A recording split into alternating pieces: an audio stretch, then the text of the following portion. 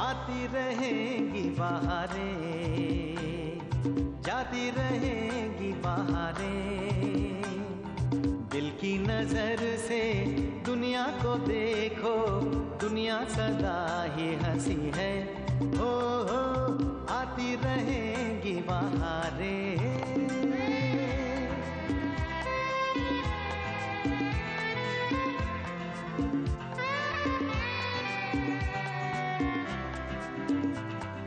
हंस हंस के सब दर्द भुला दे, हर गम को खुशियों की दुआ दे।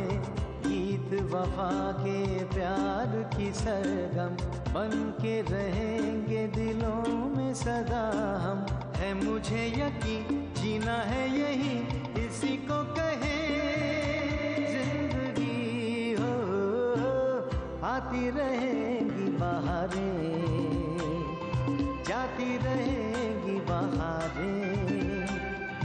आती रहेंगी बहारें, जाती रहेंगी बहारें। उसे रश्मि कभी नहीं मिलेगी। अमर अगर किसी और से प्यार करता है तो वो मधु से कैसे शादी कर सकता है? क्या रश्मि ने तुमसे कहा कि वो अमर को चाहती है? कहा तो नहीं, पर मैं जानती हूँ। तो फिर वो ऐसा क्यों कर रही है? दरअसल बात यह है कि रश्मि हमारी सगी बेटी नहीं है, हमने गोद लिया है उसे। और मैं नटवर की काकी नहीं हूँ, अमर की माँ हूँ, कोकिला चंद्रकांत सांघाणी। अमर की मम्मी? हाँ, और वो पंडित है ना, पंडित, वो पंडित नहीं है, वो अमर के पापा है। अमर के पापा? हाँ, और ये मत समझना कि वो पेशे से पंडित है। हमारी तो अच्छी खासी दुकान है कपड़ों की।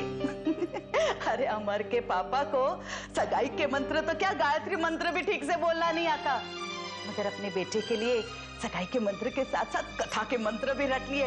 वो स्कूल में बच्चे कविता रटते हैं ना, वैसे बोल। आंटी आप? अरे पैडी, तू इतना घबरा क्यों रहा है? मुझे तो यहाँ आना ही था, तुझे तो पता है मैं बच्चों के बिना बिल्कुल नहीं रह सकती। इसका मतलब आप पैडी को जानती हैं? हाँ, ये दिलीप भाई का बेटा है। आप दिलीप भाई को भी जानती हैं? हाँ तो वही तो सबको यहाँ भेस बदल कर लेकर आए हैं। सारी टीम के कप्तान वही है ना? आंटी आप जानती हैं आप किसको ये सब कह रही? यहाँ की नौकरानी है और इसने मुझे वादा किया है वो किसी को कुछ नहीं बताएगी। और कौन कौन आया यहाँ? मेरी दोनों बेटियां, बड़ी बेटी अंजू हेयर ड्रेसर बनकर आई है और छोटी आरती ब्यूटी पार्लर वाली बनकर आई है। सच बोलो ना तो दोनों को कुछ नहीं आता, मगर अपने भाई को मदद करने के लिए दोनों ने सब कुछ सीख लिया। एक मैं ही थी जो यहाँ ना आने के लिए जिद लेकर बैठी थी, पर फिर मैंने सोचा कि जिस लड़के के लिए सारा परिवार आया है वो कोई मामूली हीरा नहीं होना चाहिए, अनमोल हीरा होना चाहिए। मैं उस हीरे को खोना नहीं चाहती थी, इसलिए मैं भी यहाँ आ गई। अरे शिंग पोंग, क्या रे तुम्हारा नाम? हाँ, वो नटवर और दिलीप भाई कहाँ गए? ये कौन है? ये वो नटवर की मम्मी है। जय श्री कृष्ण। कमाल है, ये नटवर तो अपने साथ साथ घरवालों को भी ले आया। तुम यहाँ क्या कर रहे हो? बाहर मेहमान आए हैं, जाओ जाकर उनकी देखभाल करो। मैं वही जा रहा था, बस ये नटवर की मम्मी को नटवर से मिलवा। जाओ जाओ। जाता हूँ। देखिए यहाँ से आप राइट टर्न लीजिए, उसके बाद लेफ्ट टर्न लीजिए, सामने कमरा मिलेगा, वहां पे आपको नटवर मिल जाएगा। बाय।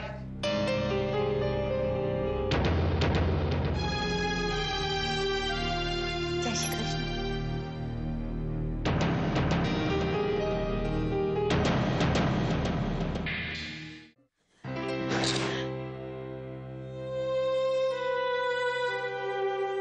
रश्मि, क्या हुआ? जितना दुख आज अमर ने मुझे दिया है पहले कभी नहीं दिया। लेकिन उसने किया क्या है? तू नहीं जानती नीतू, अमर सिर्फ महेंद्र पैडी के साथ नहीं बल्कि अपने पूरे घर वालों के साथ यहाँ आया है। क्या? हाँ, जिन्हें हम पंडित जी समझकर सदा खुश रहो का आशीर्वाद देते थे, वो पंडित जी नहीं, अमर के पिताजी हैं। What?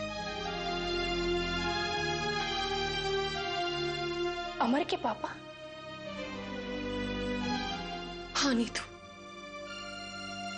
जिनके हाथ कभी मुझे सजाते सजाते थकते नहीं थे, शकीला और बुनबुन,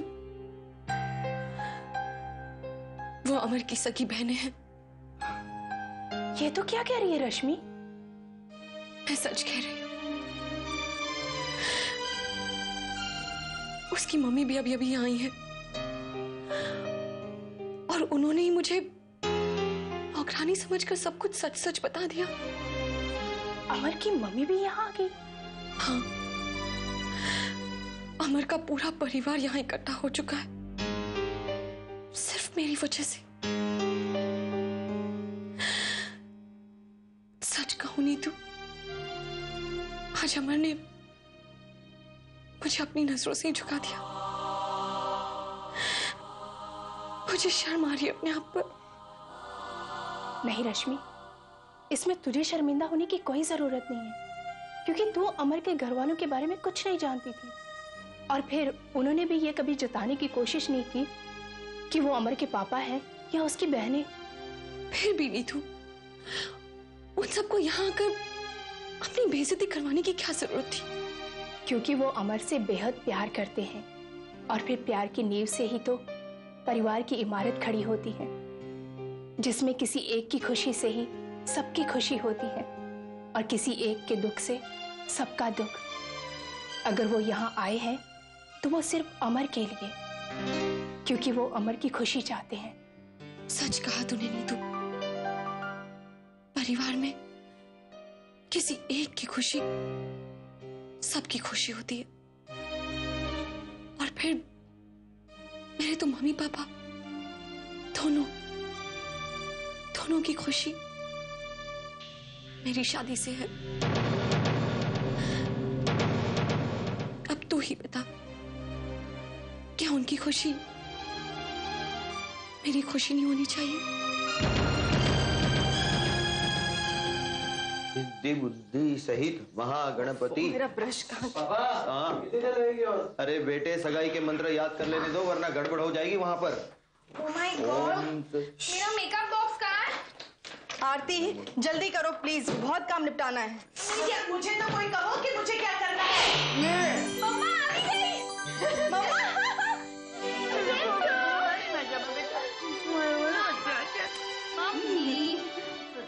अगर मम्मी की जिद पूरी हो गई हो तो बेटा भी कुछ बात करना चाहता है। मगर मैं कोई बात नहीं करना चाहती तेरे साथ। तू तो बहुत बड़ा हो गया है, सब कुछ अपनी मर्जी से करता है, मुझे तो कोई कुछ पूछता ही नहीं। जिस काम से माँ बाप को खुशी मिलती हो उसके लिए इजाजत क्या लेना। माँ, तुम एक बार रश्मि को देख लो, तुम्हारी सारी शिकायत दूर हो जाएगी। शिकायत तो मुझे उसी से है, पता नहीं क्या जादू कर दिया है मेरे बेटे पे, अपनी माँ को ही भूल गया। एक फोन नहीं कर सकता था मुझे? मम्मी, अगर तुम्हें फोन करता हो तुम रोने लग जाती है ना।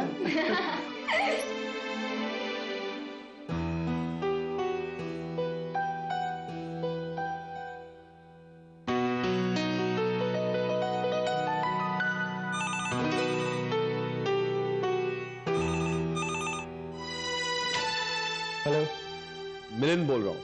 हाँ मिलिंद, कैसा है तू? तेरी जॉब का क्या हुआ? तू परमानेंट हुआ कि नहीं? हाँ, 3-4 दिन में परमानेंट हो जाऊंगा। तेरा क्या प्रोग्रेस है? प्रोग्रेस मत पूछ यार, जैसे जैसे समय बीतता है मेरे दिल की धड़कनें तेज हो जाती है। खैर मेरी छोड़, तू बता घर पे सब कैसे है? आई, बाबा, नानी, मधु कैसी है? यहाँ सब ठीक है। अच्छा, कोई नई बात है तो बता। न्यूज़ में फिलहाल तो नहीं दे सकता, इसके लिए मैं तुझे रात को फोन करता हूँ। ओके? नहीं, तू फोन मत करना, मैं खुद तुझे फोन कर लूंगा। हाँ ठीक है, ओके बाय। किससे फोन कर रहे थे? वो मामा भाऊ का फोन था, कह रहे थे बहुत दिनों से मिले नहीं है, इसलिए फोन किया।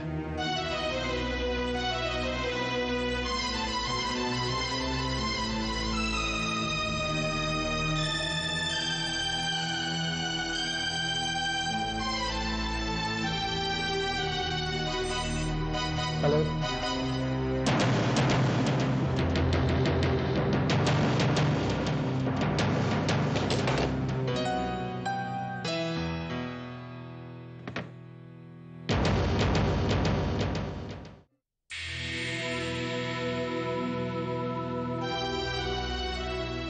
तुमने अमर को ही फोन किया था, फिर मुझसे झूठ क्यों बोला?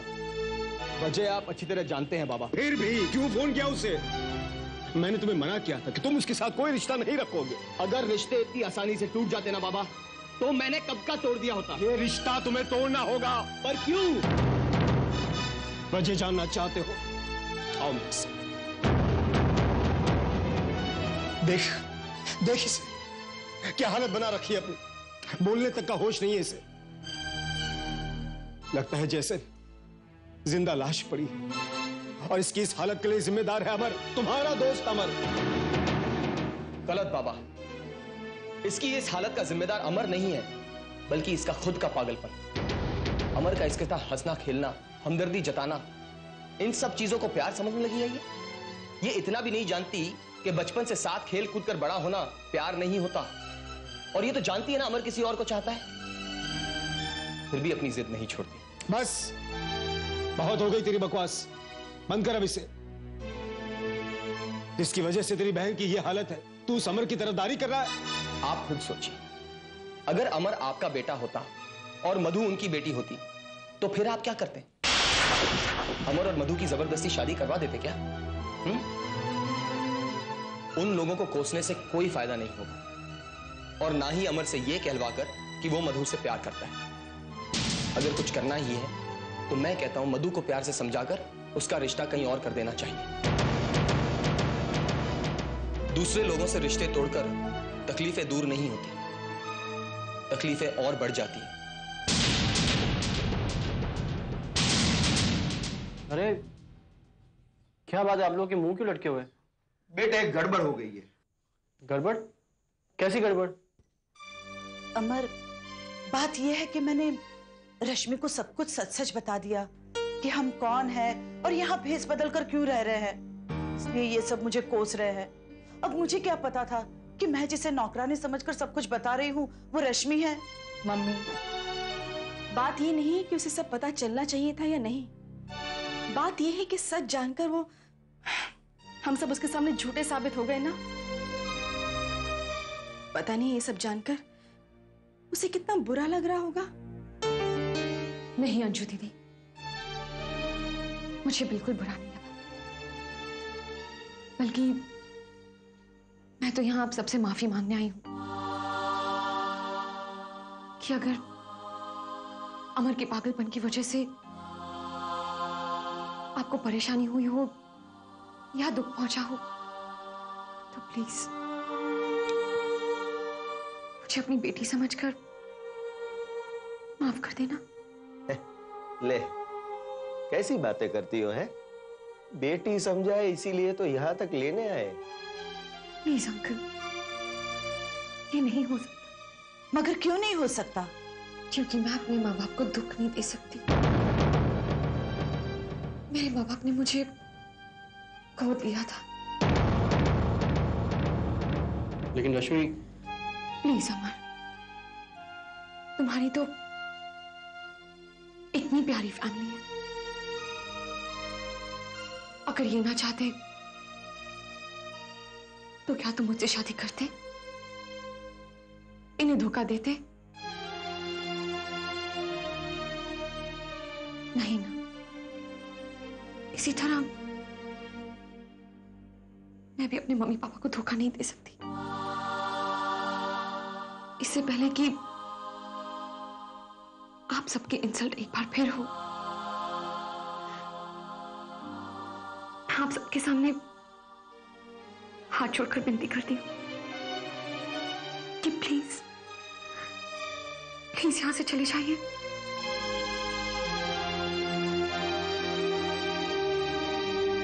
वाह बेटे, इतनी अच्छी लड़की तुमने पसंद की है। ये लड़की जिस घर में शादी करके जाएगी ना, उस परिवार को महका देगी। Thank you. जय श्री कृष्ण रवि भाव। भाव, जय श्री कृष्ण। क्या बात है रवि भाव, सुबह सुबह चाय पी जा रही है। एक हम है, हमको तो चाय पीना तो दूर देखना भी नसीब नहीं हुआ। बोलो। जय श्री कृष्ण छाया बहन। नमस्ते। क्यों क्यों आए हो यहाँ तुम? वो क्या है ना कि ऐसा घर में बैठा बैठा बोर हो रहा था, तो सोचा चलो भाई आप लोगों से मिल लेते हैं। आप लोग भी तो हमारे घर के आदमी हो ना। ये अलग बात है कि आप लोग किराएदार हो। देखो, तुम यहाँ किस लिए आए हो ये हमें नहीं पता, लेकिन इतना जरूर पता है कि तुम्हारा इरादा नेक नहीं है। क्या बात करते हो रवि भाव? मामा कंस की सौगन, हमारा इरादा एकदम नेक है। अरे भाई तभी तो समझाया ना कोकिला बहन को कि इधर में एक बार आए, मधु से एक बार मिल ले, लेकिन नहीं, चली गई खंडाला। अभी देखो ना, कल रात भी इधर नहीं आई, बहाना बना दिया। बोलो, उसके यहाँ आने या ना आने से हमें कोई फर्क नहीं पड़ता, समझे? कैसी बात करते हो रवि भाव? है? अरे कोकी बहन इधर आती तो मधु को समझाती है, समझाती तो शायद मधु बच जाती। आपकी जानकारी के लिए बता दूं, मधु अभी जिंदा है, मरी नहीं। ओ, माफ करना हो बहन, वो क्या है ना, जबान है, फिसल जाती है। अब तुम्हारा काम खत्म हो गया हो तो प्लीज जाइए यहां से। ठीक है भाई, चलता हूं तो। जय श्री कृष्ण। हाँ हाँ, जय श्री कृष्ण।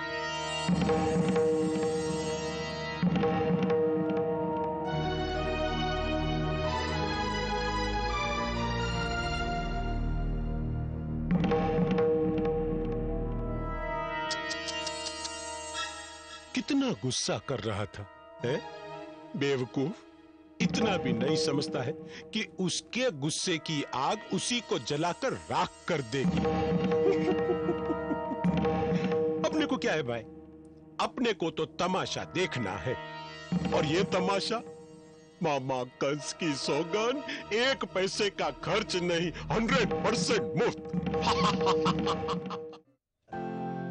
अरे नमस्ते। नमस्ते आशा जी। रेखा जी, हम आपकी बेटी के लिए शगुन लेकर आए। क्यों जमाई राजा, किताबों से फुर्सत मिल गई? फिर से मजाक। लो बेटी, हमारे यहाँ ऐसा रिवाज है कि सगाई के वक्त बहू ससुराल का जोड़ा पहनती है। पर आशा जी, आपने तो सगाई के वक्त पहनने का जोड़ा दिया है। वो रिवाज नहीं था, वो हमने अपनी बेटी के लिए दिया था, और आप बहू के लिए दे रहे हैं। बेटा, इसे जरूर पहन लेना, जी रजत की पसंद है। अरे ये क्या जमाई बाबू, आप भूल गए रश्मि को हरा रंग पसंद नहीं है। क्या पहनेगी वो? नहीं पापा, मैं ये जोड़ा जरूर पहनूंगी।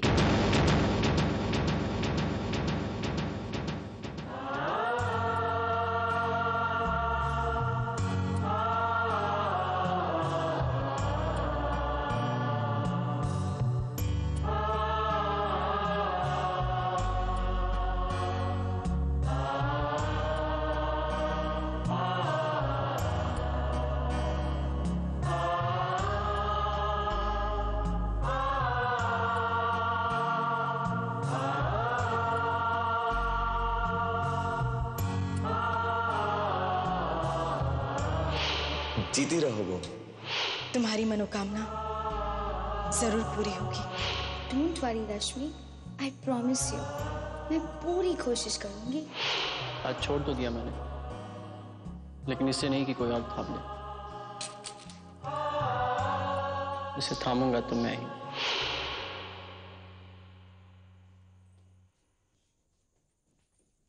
रश्मि, तू अभी तक तैयार नहीं हुई?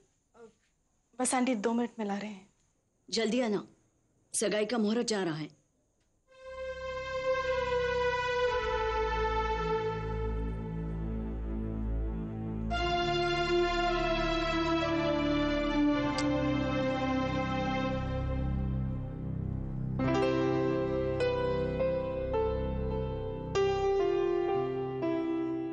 कैसी लग रही है जोड़ी?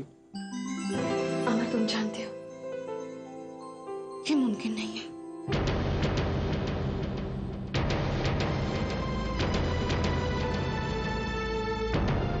मैं इंतजार करूंगा। कब तक? जब तक तुम हाँ नहीं कह देती। क्योंकि इसी में हम दोनों की खुशी है।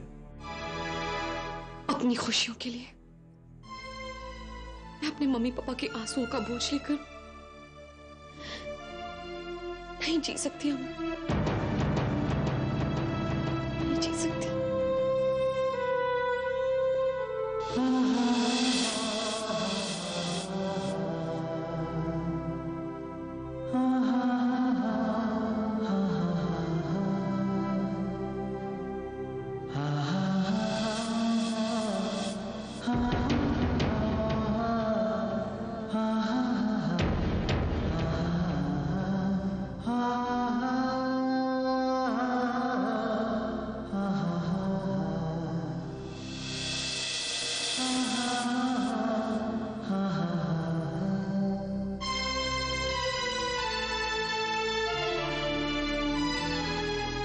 ये रश्मि की माँ भी कैसी है, जिसे अपनी बच्ची के आंसू भी नहीं दिखाई देते, पर इन आंसुओं को रोकना तो पड़ेगा ही, क्योंकि आज अगर उसे नहीं रोक पाए तो फिर कभी नहीं रोक पाएंगे। मुझे ही कुछ करना पड़ेगा।